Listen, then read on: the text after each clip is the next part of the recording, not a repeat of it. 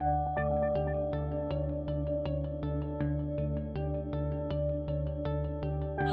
what we're going to do in our segments is to spend some time looking at works of art from the Picturing America collection. And what we're going to be using is a strategy we call VTS, or Visual Thinking Strategies. And in your packets, there should be a little 2-page description of the strategies and of what it is, and with some links to their website with some, basically a 2-page description of the strategy. And it is an inquiry-based method to encourage students to look at and talk about art.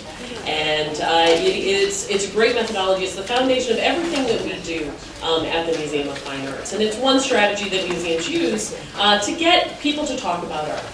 And so what we're going to do is I'm going to start by leading a discussion of Romare Bearden's The Dove. And so I'm wondering if somebody could perhaps turn the lights down, as we have a couple of projections of it, but I want to be sure we can see it. Maybe Chris knows where the lights are.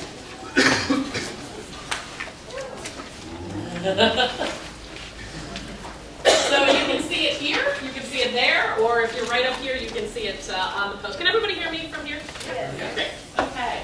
So I'm going to give you a moment to take a look at this image. All around.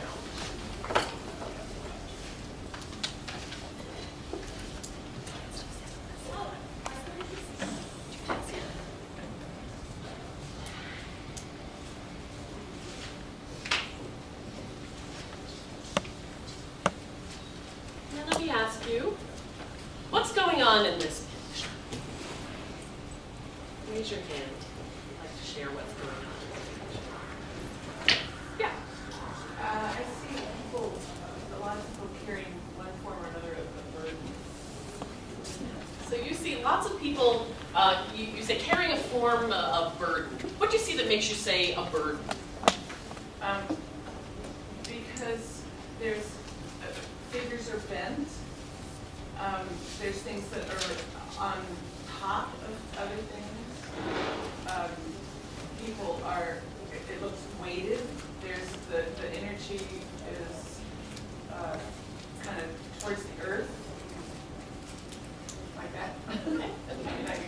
Okay. So you're noticing that in their posture, the way that it almost seems as if there's a weight that's pulling their bodies down. Am I getting that correct? Okay. What more can we find?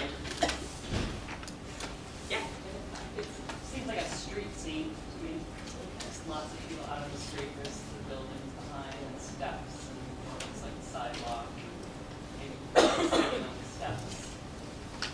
Okay, so you're noticing that this looks how you would describe the street scene. And some of your evidence for that is what looks like sidewalks, what looks like steps. So it looks like an urban scene too. Okay. What more can we find? Yeah. All of the eyes are looking away from people, but none of them are connecting with the viewer. So you're noticing all of down, or they're looking out, or So you're noticing the expressions on their faces. You're noticing that their eyes are all not looking at each other. at each other, or they're just looking away. Okay, so they're looking away. They're not looking directly at the viewer. Okay. What more can we find? Yeah. Yes. I feel like it's very compressed. The space is very compressed, a lot of layers, but also a lot of energy for all of that, because things seem to be moving, and it just seems very busy and very compressed. All these things on top of each other, in each other, through each other. Okay. So you're saying that it feels to you a bit compressed is a word you used. And what do you see that makes you say it's compressed?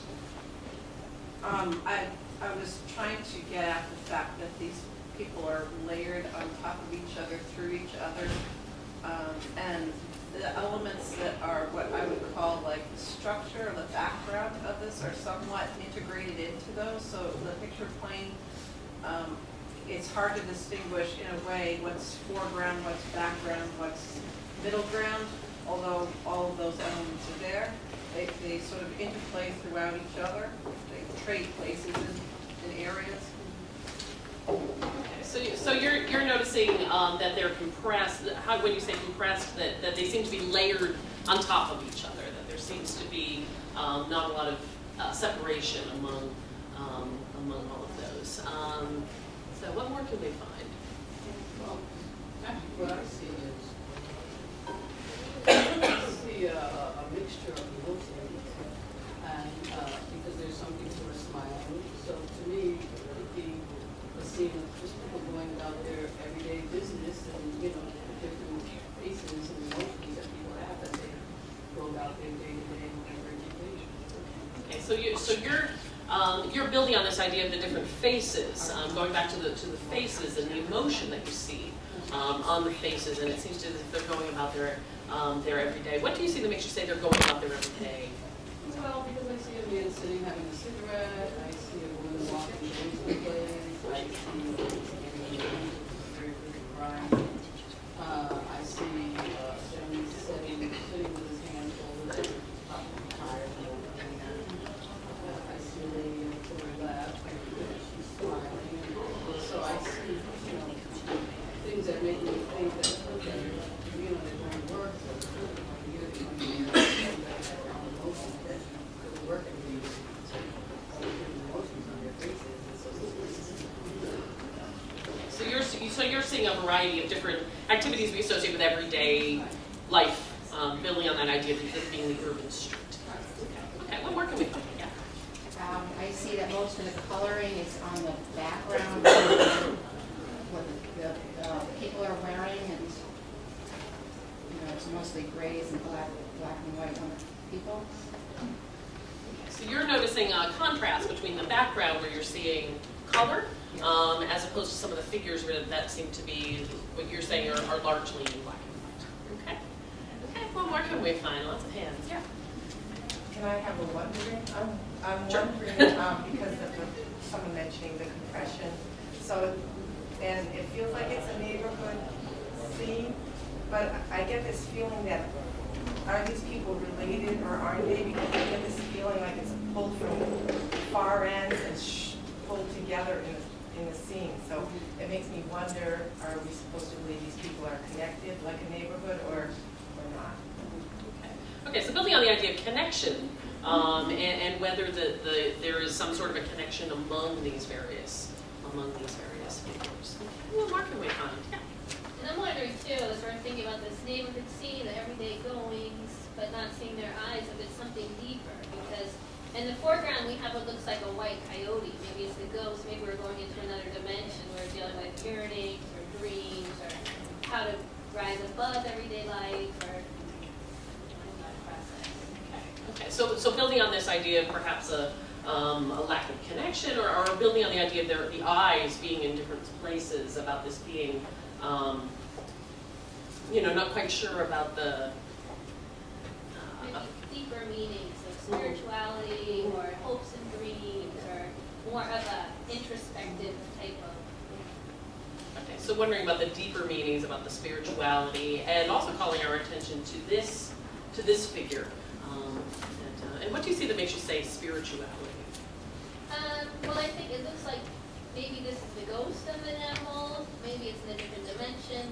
It's so two-dimensional. There's no three-dimensional or anything. The coloring is just gray and black and white, and then there's more color in the back. It doesn't seem to fit. So it makes me think perhaps deeper, or we're melding things together that don't generally go together. We don't generally talk about. Okay, so noticing some incongruities among the brightness of the background, which we will notice, and this figure over here, which almost seems very two-dimensional in contrast, and that the actually so what more can we find? Yeah. I noticed that the dove is pretty prominent in the center on the top, so it's almost as if it's like an umbrella of dove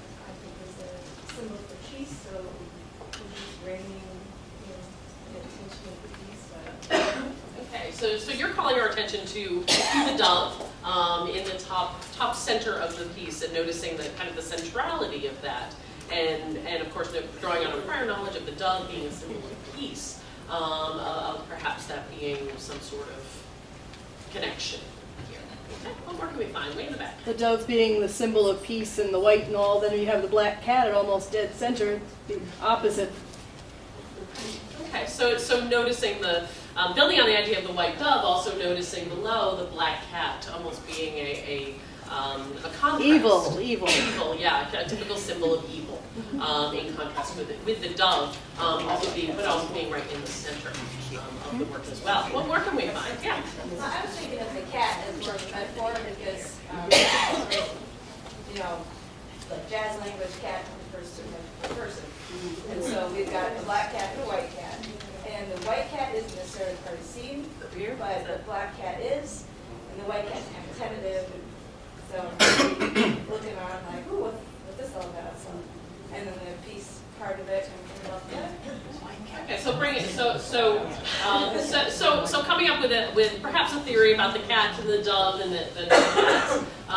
Thinking about an alternative idea of the black cat as being less a symbol of evil and more a symbol of coolness, of a cool cat, and in contrast with that idea of the evil cat. And then maybe that's. I'm sorry. What did you say about the dove?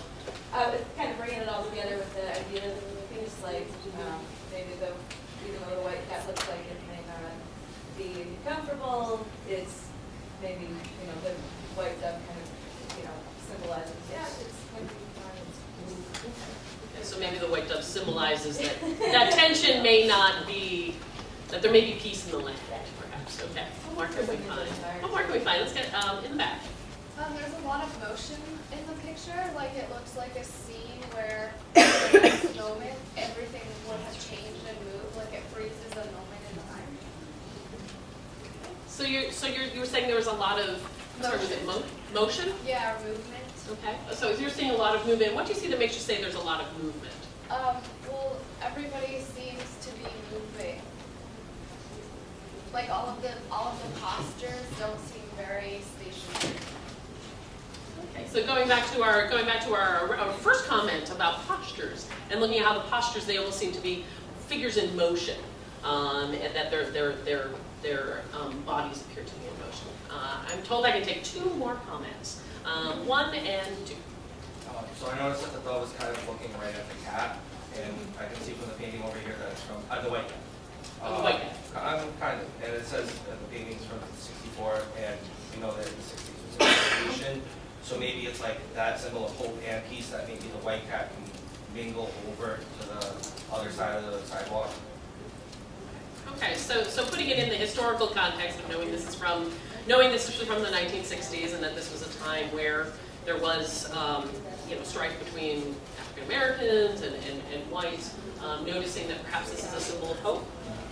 Okay, what more can we find out? I'm feeling more that it seems to me like it's more about race relations. I see a lot of black people that are just cluttered and stuck, and then I see a white dove on the top and a white cat in the bottom of all of this space, and I can't help but feel like there's something going on between the whiteness of those two animals, and even seeing all the black people and a black cat that seem cluttered and stuck in this sidewalk. So noticing that contrast and wondering about the contrast between these white figures of the white dove and what we've been saying is the white cat, and the black figures that seem to be more compressed, I think was a term that somebody used, and perhaps a contrast and perhaps a commentary on race relations. Okay, so we've had a very rich discussion in just 15 minutes of looking at it. I know there's probably lots of hands, but thank you so much for your wonderful discussion, and I will turn it over to the next